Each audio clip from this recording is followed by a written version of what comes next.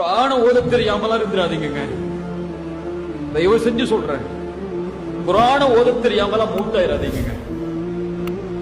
குர்ஆன்ல என்ன இருக்குன்னு தெரியாமலாம் மூத்தாயிராதீங்க. அதை விட கேவலமான மூத்து கிடையாதுங்க. அதை விட இழிவான மூத்தோட நாளைக்கு மறுமையில நிக்கிறதுக்கு ஒரு வழி கிடையாதுங்க. தயவு செஞ்சு குர்ஆனை திறங்க. தயவு செஞ்சு குர்ஆனை மனனம் செய்யுங்க.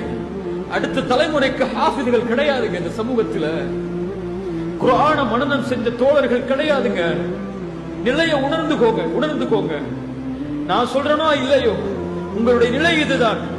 அடுத்த தலைமுறை இந்த கல்வி இல்லாமல் இருந்தால், மார்க்க கல்வியை கற்பதற்கு ஆர்வம் இல்லாமல், கல்வியாளர்களுடைய சபையில் இருந்து கொண்டு அவர் யாராக இருந்தாலும் அவருக்கு கீழே உட்கார்ந்து இந்த மார்க்கத்தை படிப்பதற்கு தயாராகவில்லை என்றால், நம்மளுடைய நஷ்டம், நம்மளுடைய இழிவு, நம்மளுடைய தோல்வி நம்முடைய கரத்திலே இப்ப சுமக்கிறோங்க.